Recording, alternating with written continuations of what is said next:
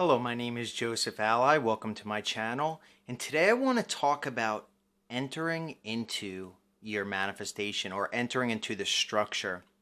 So, manifestation unfolds when you enter into the scene.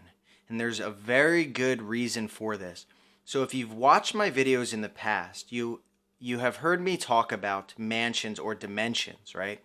So, basically the idea is everything exists now, but it's not until we enter into this structure that we've built, that we enter into that dimension, that we enter into that mansion, that we manifest the thing that we want. Now, here's the thing. If we enter into the structure, if we enter into the scene that we've outlined, the scene which implies that we already are the person that we want to be, then we must, by law, manifest the thing that we want. We must, by law, experience the thing that we've entered in our imagination. So there's a verse in the Bible that it says that wherever the sole of your foot shall tread, that have I given to you. Wherever the sole of your foot shall tread, that have I given unto you. It's like a tongue twister. But basically what that means is that when you enter in your imagination into a scene, which would imply that you already have the thing that you want, that you enter into the scene being the person that you want to be already, as if it's already done, that is entering into the structure. That is bringing it to life. That is planting the seed which within contains all the things necessary for your desire to manifest into this screen of space. So here's the thing. I say this all the time, and it's true, that everything we have experienced in our life was manifested. Everything. Anything that has ever come into our consciousness, into our awareness in this physical reality is a manifestation of our mind. It's because we continuously enter the same structures over and over again. That's why we experience them in this world over and over again. Now, to define a structure in better detail, as I said before, we construct exactly what we want. So we construct the end result. We figure out, what is it that I want? What's my desire? What's my definite chief aim in this matter? What is the end goal? Now, when we have a desire, we always match it with some physical entity, something in this world that will satiate that desire, that will satiate that longing or that yearning that we have inside of us. So all desire stems, it's all some yearning or longing to experience something, to experience some feeling, so that that desire can be satiated or filled. So we define what we want, we feel that desire, and then we automatically, though, we don't generally have to think about this, but we automatically have a target of our desire. So if it's a person, if it's money, if it's a vacation, if it's a change in character, if it's a change in the way that you look, the desire is there. So the answer is actually in the desire, because when we want these things, all we have to do is define a structure, a scene, in other words. We define what it would be like if we already were that person. What would we see? What would we smell, taste, touch? Who would we be with? What would we experience emotion-wise? That is defining the structure. So you would technically write down this structure. You create this structure. Now you can create as many things as you want, because on a regular basis we are entering structures all the time, but we're generally doing it in physical reality. But here's the thing.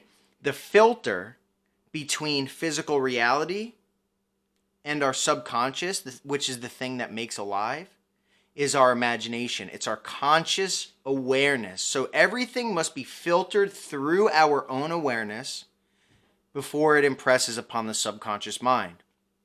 So the imagination is a way to supersede this physical reality, to go beyond it or supplant it or replace it. and we get to replace it with our imagination. And in the imagination, the amazing thing is all things are possible to our imagination.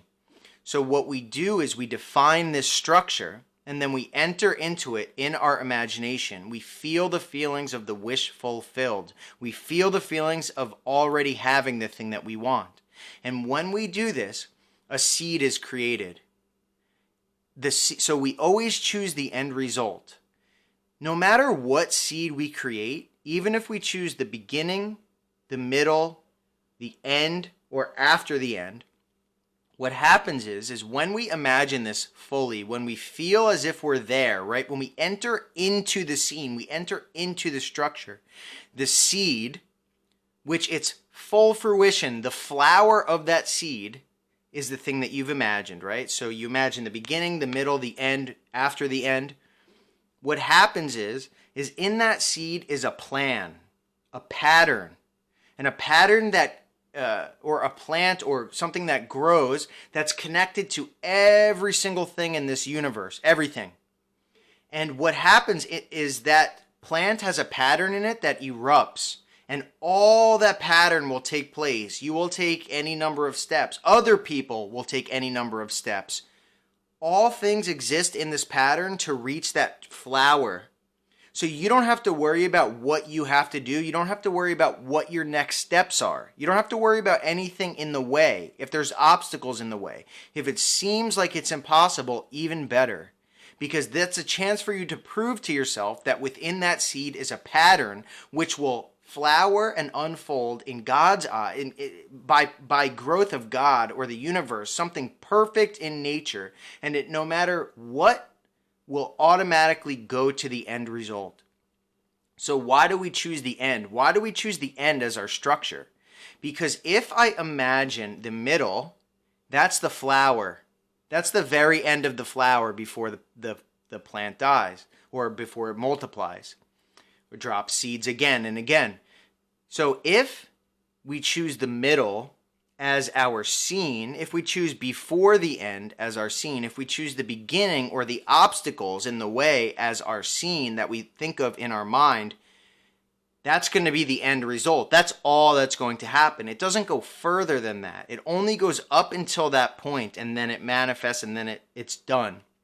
So the pattern, though, the pattern of this structure that you plant in your mind has every way and mean. It's what's called the bridge of incidents. So it's an automatic bridge of incidents that will lead you to the end result. But the end is the thing that you've defined.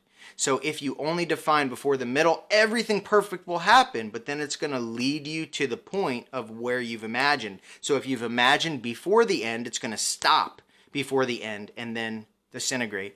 So if you're trying to imagine marriage with a person, don't imagine the wedding. Imagine after the wedding, after it's a done deal. Don't imagine receiving the check. Imagine after it's been already deposited and cleared in your bank. If you're imagining the way that you look to be altered, imagine yourself already seeing yourself as the fulfilled desire, and then let the seed or the pattern take care of itself. So unless you enter into the structure, the pattern doesn't exist. I'm going to repeat that again. Unless you enter into it, think from it, first person in your own body, looking through your own eyes. That's how you evoke the pattern. That's how the pattern gets created.